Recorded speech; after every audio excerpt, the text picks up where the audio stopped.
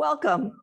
On behalf of the League of Women Voters of the East Shore, I welcome you to the 2021 Madison First Selectman Candidates Debate. My name is Carol Reimers. I am on the board of the League of Women Voters of the East Shore. I am a Killingworth resident, and I will be the moderator. The League of Women Voters is a national, state, and local nonpartisan political organization that welcomes all to join us. We are pleased to sponsor debates like this one because we believe in empowering voters and defending democracy. The candidates for the Madison First Selectman are Peggy Lyons, Democrat, Bruce Wilson, Republican. Each candidate will have 1 minute opening statement on their qualifications, followed by questions. Each question will have 1 minute for the candidates to respond, and they will get 30 seconds for a rebuttal or to add any information. An additional 30 seconds may be added upon request to the moderator. So now let's start with our opening statements. And the candidates we did a drawing, and Peggy Lyons will be going first. So let's start with no further ado. Ms. Lyons? Well, thank you for sponsoring this event this evening. I'm Peggy Lyons, and I'm honored to be here tonight to talk about my vision to keep Madison moving forward. 2 years ago, I ran for this office on a message of progress and change, and today I've delivered on that pledge while also keeping the town safe during an unprecedented crisis. After many years of gridlock, I put the wheels in motion to get critical projects moving, despite bureaucratic and political obstacles, and worked collaboratively with others to make good decisions that improve town operations and save taxpayer money. I've also kept us fiscally sound despite great economic uncertainty, with no new tax increase in 2020, a record rainy day fund, new state funding, and preserving our credit rating. And I've improved government transparency by communicating directly to the people to ensure everybody knows what is happening and why. And finally, I've been clear and consistent about my plans and proven I can bring about change to deliver results. So let's not go backwards to the failed policies of the past. Thank you very much. Let's keep us moving forward with proven, trusted leadership. Thank you. Mr. Wilson? Good evening, and thank you for having me tonight.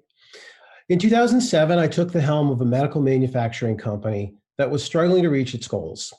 A few short months later, we were hit with the worst recession of our lifetime. Almost overnight, the plans I made were obsolete, but the goals did not change. That was not an option. My employees, customers, directors, and shareholders did not care that my job was instantly made harder. I was there for results. I was the leader, so I adapted. I engaged all of my stakeholders and looked for opportunity in the crisis. Together, we crafted a new plan that would allow us to move forward with our goals, and then we executed on that plan. Long story short, we were able to thrive in one of the hardest economic times in our history of the country. The point of my story is not to highlight me. The only thing I did was stay firm on the goals that the company needed to achieve. My role was to enable the organization to continue to execute in the middle of a crisis. In my career, I've successfully led several organizations through different types of— Thank you very much. So now we are going to move into the question and answer period. Again, the candidates will have 1 minute to answer the question and 30 seconds for rebuttal. The first question: what is your top priority for the next year? Ms. Lyons, will you start?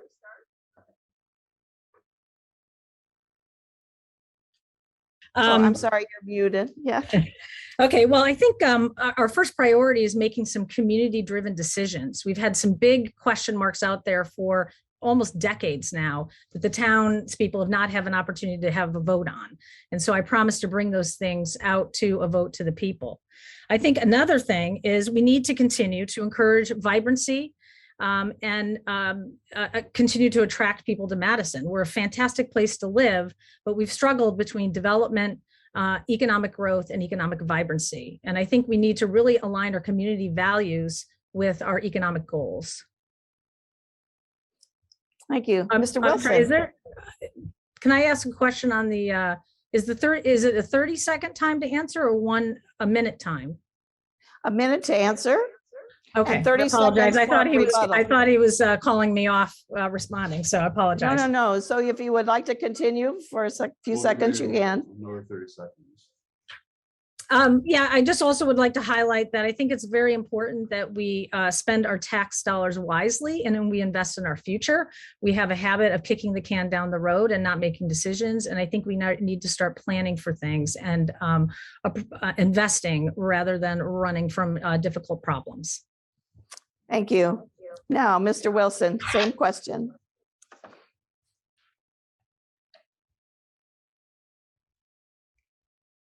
Oh, sorry, you must be muted. Thank you. How's that? I'm sorry, could you just repeat the question quickly? What is your top priority for the next year?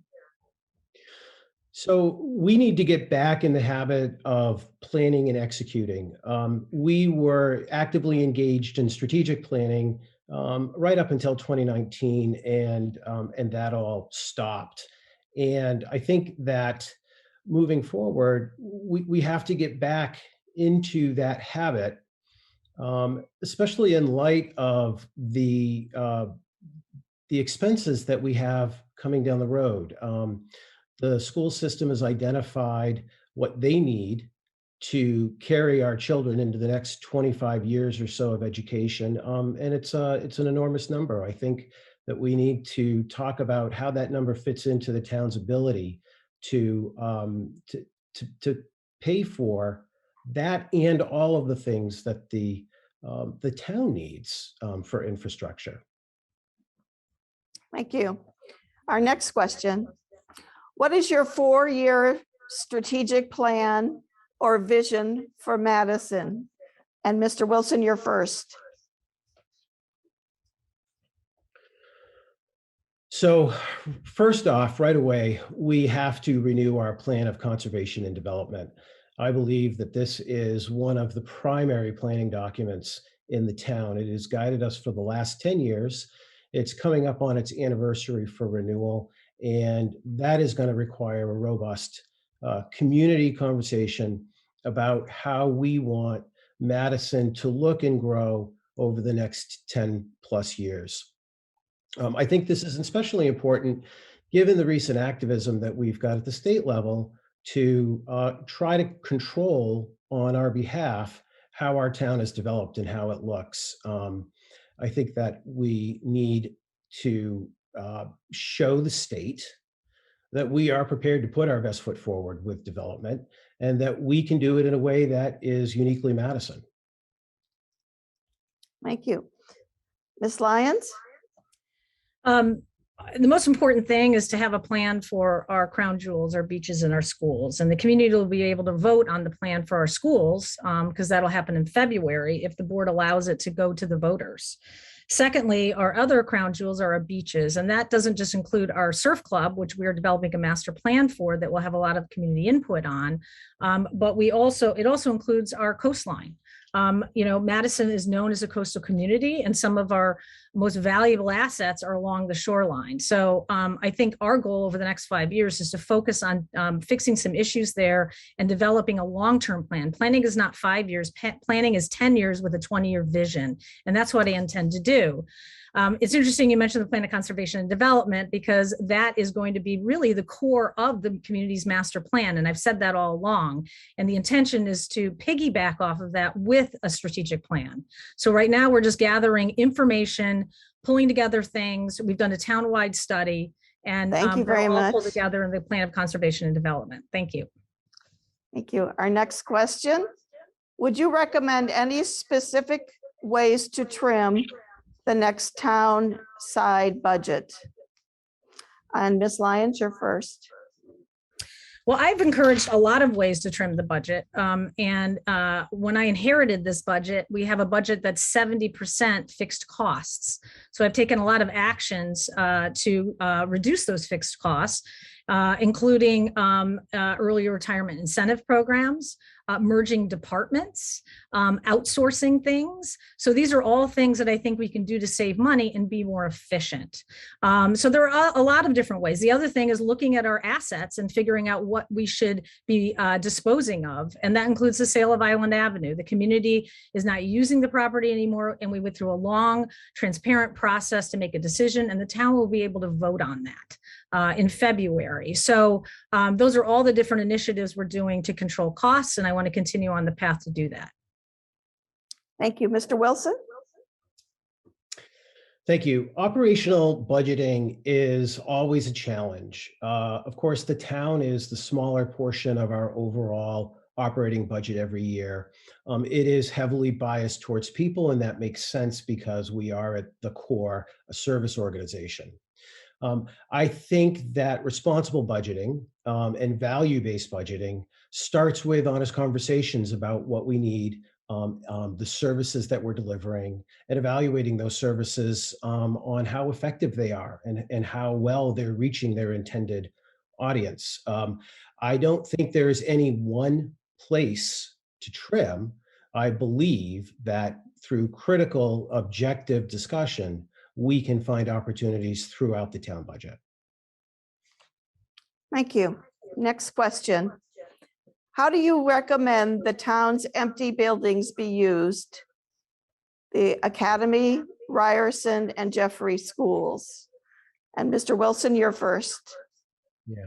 So first and foremost, in 2019, the Board of Selectmen voted to move a referendum question forward. That referendum question was the product of several years of community discussion and discovery, not about what the community didn't like, but what the community did like. And what we heard overwhelmingly was the use of the building as a community center. That vote was prepped and ready to go and should have happened shortly after 2019, very early in 2020. I think the Ryerson and Jeffrey School, I think the Ryerson School is a candidate for demolition. It is really beyond hope as a renovation candidate for municipal use. I think likewise, the Jeffrey School should be considered for demolition as well. And I think depending on what the school is offering up for a future use. Thank you. Ms. Lyons? It's interesting you talk about Academy, because I mean, you voted not to send it to referendum in October. You voted against sending it to referendum. The board did vote to send it to referendum, but then unanimously the board repealed that timeline because we were in the state of emergency and we had no idea from an economic standpoint where we were going to be. And so we all agreed to postpone that referendum and that choice to voters. Now we're going to offer basically the same plan, but now we have new information. And so we're going to use that new information to apply that to Academy. Okay. Can I just offer a quick response? Sure, you can have a rebuttal. The meeting that Peggy is referring to is where she opened the agenda with an illegal vote of 3 people to open the agenda and insert an unannounced referendum date. And my objection was really one of process more than anything else. The first selectwoman did not extend the courtesy to the Republican members of the board that this was going to happen. And clearly, because the room was stacked with presentation, Thank you. others knew. Ms. Lyons, would you have further to add? Yeah, I mean, we had 3 meetings to talk about the timeline. And your primary objective is you didn't want a standalone referendum. You wanted it put on the November ballot. That was what the debate was about. And whereas now you're advocating for a series of standalone referendums on these things, just to string them along and drag it out further. So I just want to correct that. I have consistently argued that the town deserves to know all of the spending. Of course, not all of the referendum questions can be ready at the same time, and delaying any of them so that all of them are ready doesn't make any sense to me. It just serves to delay and kick the can down the road. Ms. Lyons, any further comment? Well, I think you need to talk to the Board of Finance, who has laid out a policy that the schools and the academy had to be on the same ballot so people can make choices together. And so that is why the timeline has been set since that direction since 2019. So anyway, I think that we're at a good place now, and the town will have an opportunity to vote on both these two important issues. Okay, we'll go on to our next question now. What is your plan to satisfy the state mandate for 10% of housing to be affordable? And how do you define affordable for Madison? Ms. Lyons, you're first. Well, under my administration, we have established under the Board of Selectmen, an affordable housing committee that is going to be citizen driven to determine what is affordable housing in Madison, what are our needs, and to ask the community what we want to see and what our issues are. And so that process has started. And then at the end of that, the committee will give a recommendation and a plan to the town about how we should move forward. And that will be in conjunction with the Planning and Zoning Commission as well. So I look forward to seeing what the committee recommends for the town moving forward, because this impacts everybody. This isn't about what I want to see. This is about what the community wants to see in Madison. Thank you. Mr. Wilson? So the requirement to have 10% isn't new, and to put it in context, our fair share of public housing in Madison is currently being described as 1,900 units of affordable housing. Affordable housing is defined by the state and is driven by regional income. So that's that. Peggy's right. We, as a board, enthusiastically supported a project on the east end of town, and I'm excited to see that project move forward. I think they're right for the town. We heard a wonderful presentation on the Island Avenue property. Unfortunately, that proposal was really unworkable, but I would love to see another property available to that group, because I think that their building philosophy fits well. I think the secret to affordable housing in Madison is going to be to make sure that we spread it around, that we don't aggregate it in one. Thank you. Any further comments on this topic? Okay, we'll go to the next question. What more does Madison need to do to protect its residents and infrastructure from the effects of climate change? And can you estimate the cost of those efforts? And Mr. Wilson, you're first. Well, I don't know how we would exactly estimate those costs. We're looking at a process that's going to happen over the next several decades. Our coastal resiliency as a topic and as a plan has to be a priority for us as a coastal community. I think we can safely move past the debate of whether or not the sea is rising when storms are increasing in frequency. We're living it, we're seeing it. So we're going to have to develop a plan for the town properties that are directly adjacent to the shore, our beaches and our structures. And then we're going to have to develop ordinances and policies that allow our homeowners to adapt to the changing environment. Thank you. Ms. Lyons? In 2016, a study was done about coastal resiliency in our committee, and it sat on the shelf. And so I've kind of revitalized that, working with the Coastal Resiliency Commission to put forward some actionable infrastructure plans to address some of our coastline issues. In terms of putting a dollar figure, we're not there yet. There's certainly a priority list of projects of areas in town that we need to fix to make them safe and passable during emergencies. But now we've incorporated, are starting to incorporate them into the plan so that we can, at a minimum, go after some of the federal and state grants that we see coming out soon from the federal government and from the state to make infrastructure investments for coastal resiliency. So this is, I agree with Bruce, this is a long-term problem. It's going to take, decades to address some of these things. But now we're trying to bite off what we can right now and seek outside money to pay for the projects. Thank you. Any further discussion of this topic? Oh, okay, we'll go to the next question. How will you balance the widely varying interests of Madison's residents? Ms. Lyons, you're first on this question.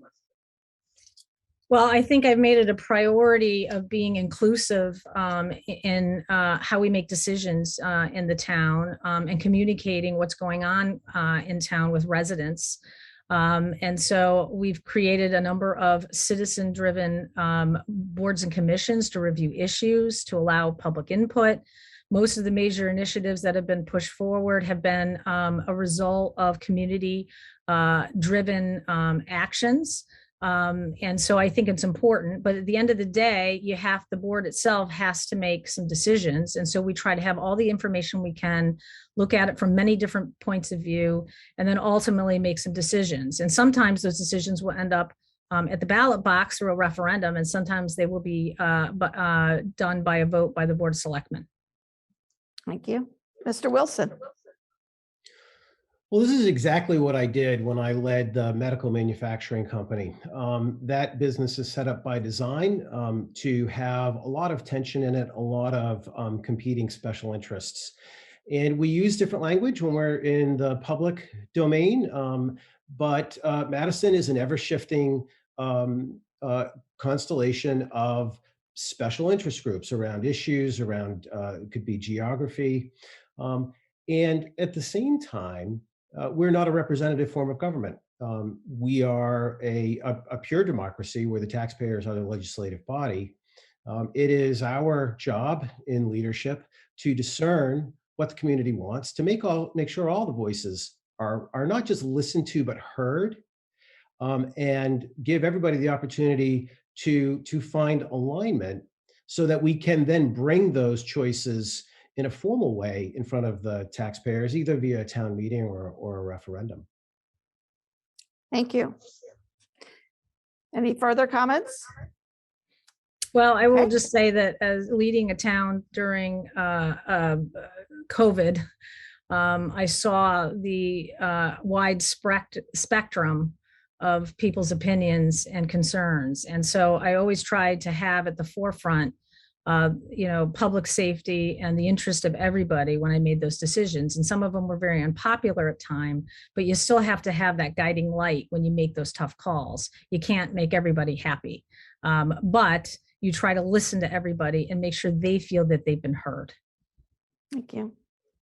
Mr. Wilson, any more? Okay. We'll go on to the next question. How do you plan to allocate and oversee Madison's federal stimulus funds? Mr. Wilson, you're first. So we did some very early distributions of the federal funds, the ARP funds, administratively through the Board of Selectmen. These were expenses that had a very clear line to the spirit and the letter of the guidance that we received from the government. And I think that money was well allocated and well spent. Moving forward, it needs to be and is, this board has moved forward a public process for hearing, soliciting, and recommending to the Board of Selectmen how the money should be spent. I don't think the board can abdicate its role in identifying and prioritizing projects, but I do think that we need to actively reach out to the community and let them know the money is there and how best to advocate for their needs with the town. Okay, Ms. Lyons? I want to ensure that everybody in the town of Madison feels that they have benefited in some way by this really transformational amount of money that we received through the stimulus plan.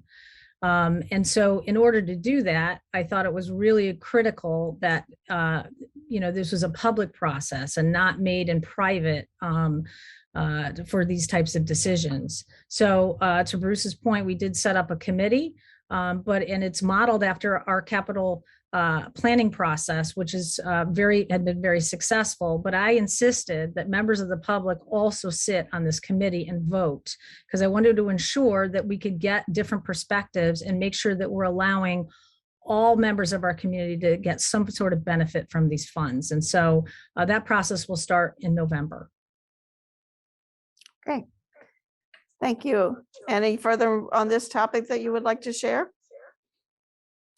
Okay, the next question. How should Madison handle the legalization of recreational marijuana? As retail sales of cannabis are permitted under the state's Adult Recreational Use Legalization Act of 2020. That law allows cities and towns to amend zoning regulations and/or ordinances to regulate or prohibit cannabis establishments, retail stores that sell marijuana and marijuana products. And Ms. Lyons, you're first. Well, similar to other things, we continue to promote and want to encourage all community voices. And so our board, and I will give Bruce credit for raising the issue of setting up the ad hoc committee, because I think it was a great idea. And it then will allow us to look at this. It's a very multifaceted thing. It involves public safety, it involves planning and zoning, it involves town operations, it involves our business community and economic development. And so we've established this committee to work and together to come up with recommendations to the board and to planning and zoning about how we want to have this moving forward. And I think it's important that we hear from all sides and come up with a plan of how we want to handle this, really new change in town. And so I think it's important that we hear from all sides. Okay, Mr. Wilson?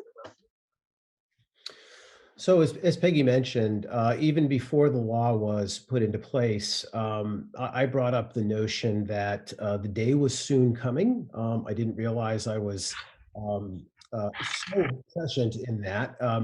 But the debate about the relative good or bad of legalized cannabis is really over. It's here.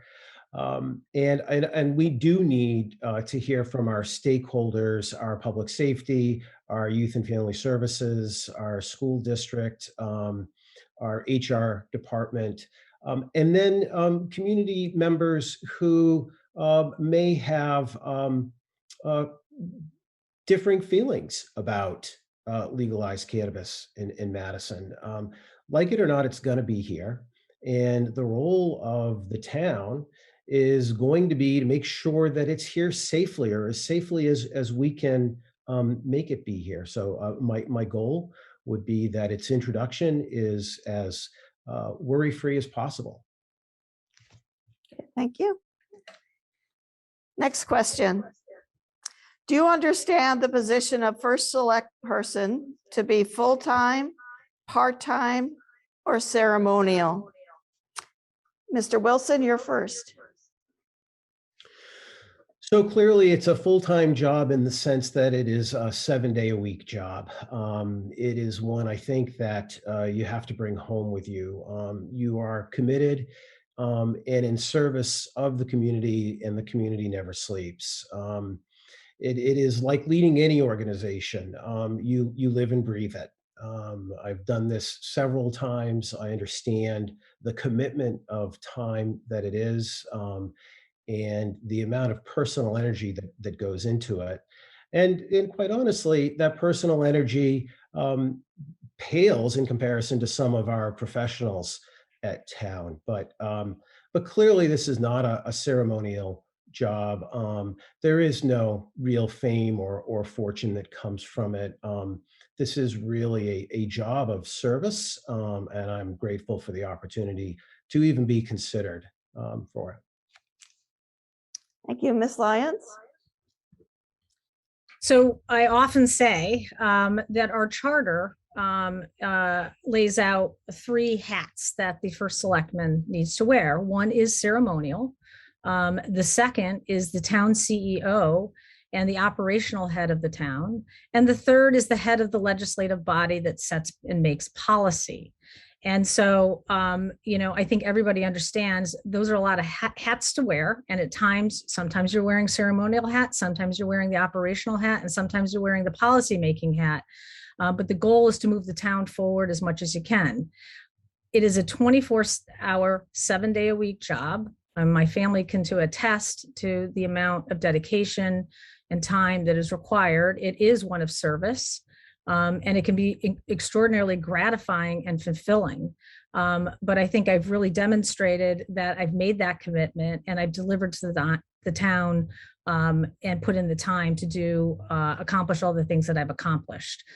So it is very much, a demanding position, but it's very rewarding as well. Thank you.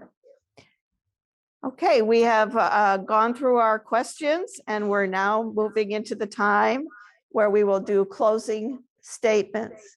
Each of the candidates will have 2 minutes to make their closing statement. And due to the draw beforehand, Ms. Lyons will be first.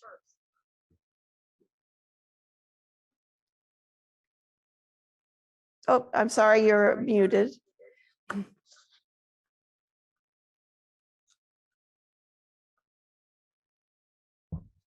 All Ms. right. Lyons, oh, okay. Yes. Okay. Sorry. Little issue there. Yep. This election offers Madison voters a choice between proven leadership that has kept us safe during COVID and put us on a pathway to recovery, or reverting back to the old ways of no transparency, no progress, and no vision. Prior to my taking office 2 years ago, Madison residents saw property taxes go up by over 50% in 10 years, a long list of unfunded, unfinished projects pushed to the sidelines, and a town government stuck in gridlight. Today, under my administration, we've seen a resilient Madison that has endured and even thrived despite the pandemic. Cooperation across all levels of our government to deliver results, including unanimous votes on the Board of Selectmen over 90% of the time. Pragmatic plans that align with our community values, with a clear path to bring Academy, Island Avenue, and the school plan to a citizens' vote in February. And finally, a town that is financially strong, delivering historically low tax increases, a record rainy day fund, and a top credit rating.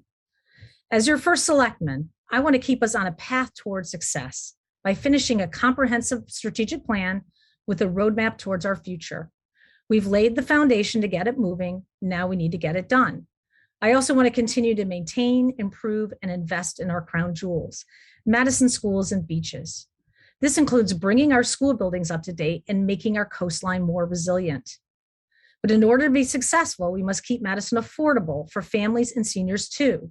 This means creating an economic plan that generates economic vibrancy with better policies that foster development in line with our community vision, values, and needs. It has been my greatest honor to lead this town these past 2 years. People know what I stand for and what I plan to do. I will keep us on track for success while working to protect what we cherish the most. Tonight, I'm humbly asking for your vote on November 2nd to be your first selectman for another 2 years. Thank you. Thank you, Mr. Wilson. In my career, I have learned that every organization needs a leader who is a tireless champion of progress, regardless of the challenges. A leader who is honest and transparent with all stakeholders so that real progress can be achieved. In short, a leader dedicated to serving the organization, not the other way around. Madison is no different. The list of tasks and opportunities before us can be overwhelming at times. The prospect of spending unprecedented amounts dizzying. But these issues are in front of us, and we need a leader that can help us make sense of it all. I'm up for the challenge. I have spent the last 10 years preparing for this role. I've studied our school budgets, our town budgets in numerous departments at length. I've collaborated with the Board of Ed, the Board of Finance, and town department heads to find solutions to complex issues. I've learned and grown over time, incorporating input from all sides. I've seen firsthand the things we do well and the things we need to improve. All the while, my passion for contributing to our community. Oh, I'm sorry. Okay, continue. Sorry. I've called Madison my home for the most of my life, and that gives me insight into our community. My career journey has allowed me to hone my leadership skills in multiple industries. My commitment to town service since 2007 gives me a deep understanding of how our government functions. Individually, these are all nice things. Together, they make me qualified to be your next first selectman. I'd like to thank the League of Women Voters for hosting this debate, Peggy for participating with me, and most of all, you for taking the time to be informed. My message to you is simple. Consider my qualifications as an experienced leader and my time as a volunteer in town government. I'm ready to be your next first selectman, and I hope to earn your vote on November 2nd. Thank you. Thank you very much.